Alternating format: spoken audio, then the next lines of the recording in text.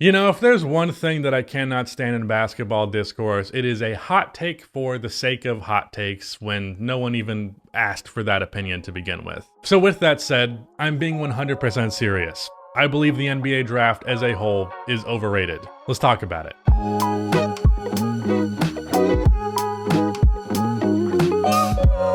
If you end up enjoying this video, please be sure to subscribe for more NBA content and click like on this video to help it perform better in the YouTube algorithm. It is much appreciated. Also, if you have not heard this from me already, either on my second channel or I guess this one will be the first announcement on the main channel, there is going to be a live show on February the 11th over in Atlanta. It's going to be like 4 hours long with multiple guests. All of the podcast hosts are there. And the podcast has relaunched recently and it's been a ton of fun. So if you could check that out when it is actually live, that would be much appreciated. Until then, go subscribe to the podcast channel to keep up to date with that. What the hell are you talking about, Rusty? Is what you might be thinking. Or you are not familiar with this channel and you didn't even notice that my name is Rusty. If you look down there, it's right next to the subscribe button, so you could click that while you're there. But you might be thinking, I wasn't thinking that, and is your name really Rusty? No, it is Jacob, but you know, you come up with a stupid YouTube name when you're 16 and then 6 years later there are more people that know you as Rusty Buckets than will ever know you as your actual name. Anyways, what a tangent. What the fuck am I talking about? Well, there's a variety of different ways in which the draft could be quote-unquote overrated. A lot of people think the very concept, the idea of this is how players should be coming into the league, is not only overrated but probably morally wrong in some regards, especially as it relates to player empowerment. Some would say it's overrated in terms of it being something that is interesting, like a ton of people dedicate damn near all of their presence as a basketball fan just to the draft. Looking at prospects, determining who is the best, who should go to what team, shit like that. These people are bountiful, especially all over Twitter. They're just called Draft Twitter, and I'm hanging out with like half of them in Atlanta at the time this video is up. But when I say the NBA draft is overrated, I mean the draft is overrated as an avenue to add talent to your team and as an avenue to improve your team. Banking the future of your team on your ability to rebuild in the draft is not necessarily a mistake, but to me, it is rather stupid that it is treated as the default obvious option when it very much shouldn't be. Now, I have felt this way for a minute now as a result of my own team's failings with the NBA draft, and I'm going to use them as an example later on. But what actually got me inspired to make this video was a graphic that kind of proves my point. What you are looking at is a graphic that showcases the average draft position of every player on an NBA roster. There is also height and weight averages on here, but that's not relevant to this discussion. But when I saw this graphic, what stood out to me was the fact that in general, a lot of these teams who have a lot of high draft picks kind of sucked. Meanwhile, the best teams in the league were more middle or late in this selection. Now, this is not universal, of course. Boston and Phoenix were in the top 6, and those are two good teams, especially the Suns. But there are also teams like the Heat, whose average draft position is fucking 41 with 5 picks lower than the 29th lowest. The Raptors, who are not amazing right now, but I think are one good bench away from being pretty close to amazing, their starting lineup is fantastic. They just don't have a lick of bench production. A healthy Clippers team is crazy good. Denver healthy is crazy good. The Jazz, even though you might not like them, are a damn good team. The Bucks, the Nets, the Sixers, the Bulls, the Warriors, all in the bottom half draft position wise. There are 4 teams in this bottom half that I would not consider good NBA teams. Meanwhile, in the top half, there are 10 teams I wouldn't consider good. And mind you, this is not some small scale data. This is looking at every rotation player on every team in the league. So the facts are in. The higher you are in the draft, according to this data, the less likely your team is to be good. Now, there are a few counter arguments to this. First of all, bad teams tend to be rebuilding teams, and rebuilding teams tend to be full of players who are high draft prospects because they've been doing this for a few years, and that skews the data. Meanwhile, contenders are built more of older players who are well established, and we're not keeping a player around just for the sake of it. And when years go on, draft classes spread out to other teams, the busts fizzle out of the league, and all of this can skew the data drastically against these rebuilding teams. The other point would be, doesn't this come down to a team's ability to draft well in the first place? Like, part of the reason Sacramento has been rebuilding since I was in elementary school is because they are clearly terrible at drafting. Well, for both of those points, for individual franchises on an individual level, that is unequivocally true.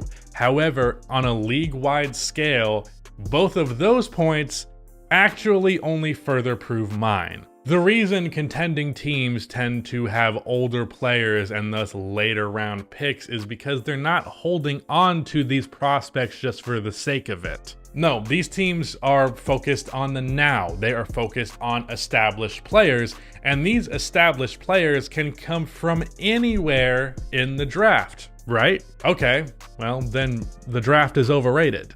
As the years go on, every draft proves to have players taken later than they should have been. That is how it works. That makes the draft look like teams just throw shit at the wall and hope it sticks, and again, at mass scale, that's essentially what it is. No matter how good you scout these prospects, every draft in NBA history 3 seasons later, minimum, you can do an extensive redraft that completely reshapes the league, because this shit is far from an exact science, and no matter how hard you try, you're never going to get it 100% right. This brings us to scouting. Absolutely, if you compare really good scouting and really bad scouting, you're going to yield different results. Compare the Sacramento Kings versus the Miami Heat. But again, on a league-wide scale, with all of these scouting departments averaging out, what picks do and do not hit is still up to chance outside of one factor, which is player development internally. But again, at a league scale, this is how we see it average out. The draft is overrated. Because the draft yields essentially random results at scale, to me it feels pretty silly to bank your entire team's future on actually landing these picks. Because of how out of your hands whether or not a prospect works out or doesn't is, I would just rather focus on established talent. Here's a random trade offer, and let's just ignore the context of the team just for the sake of making it simpler. Tyrese Maxey for 3 mid-first round picks, like around 15 in each draft. Do you take that trade? To me, the answer is an obvious no. I hate to reference Family Guy here, but people who invest a ton of stuff into picks, fans who treat first round picks like the holy grail of assets, they essentially do that bit where Peter is offered a boat or a mystery box, and Peter chooses the mystery box because a boat's a boat, but the mystery box could be anything. It could even be a boat. That's kind of summing up how I feel about draft picks.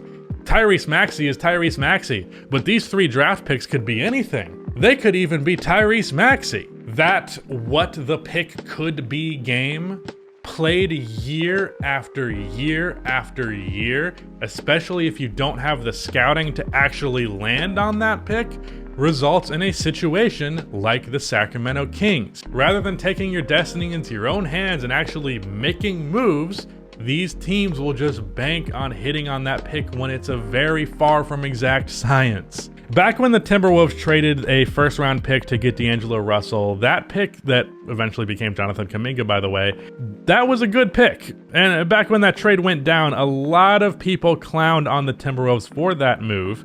Like, you really gave up a valuable first round pick just for D'Angelo Russell? I, however, was completely on board with this, because more often than not, the Timberwolves miss on their pick, and I would rather them just trade the pick that could have been just another Jarrett Culver and get someone who you actually know to be a borderline all-star level talent. As a result of this move, yeah, they left a young prospect on the table, but I'm pretty sure they're happier right now on top of the fact that they got Anthony Edwards at number 1. So a few years later now, the Timberwolves are pretty good, the best they have been since Jimmy Butler, and their star player is the happiest he's ever been there. Another example.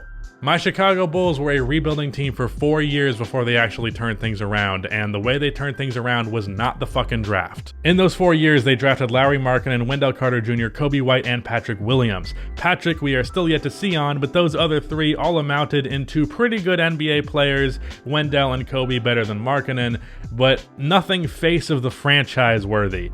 This team banked on the draft year after year after year without making any major moves outside of just those picks. Until the Bulls got a front office change and they decided to break from that cycle. How about we trade for Nikola Vucevic and we sign and trade for DeMar DeRozan and sign and trade for Lonzo Ball? The Bulls were destined to spend another 5 seasons being in this draft bullshit again and again and again, but instead this front office said, fuck that noise. We have what it takes to be good now. We have the assets to trade for an actually good NBA team. Forget the potential of the 7th pick, which ended up being Franz Wagner.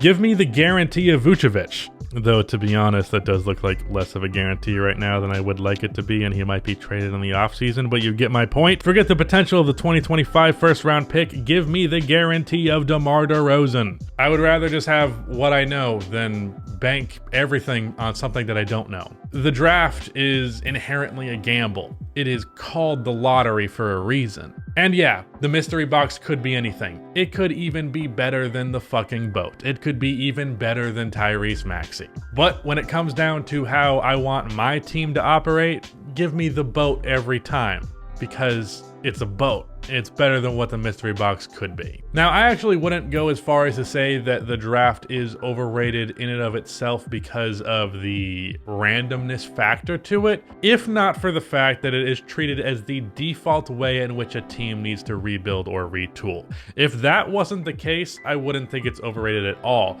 But because it's the universal opinion, it seems, that this is the way to go, that it's overrated. Like, oh, obviously you go to the draft, you don't make smart trades, smart free agency signings, actually make internal improvements and stuff like that.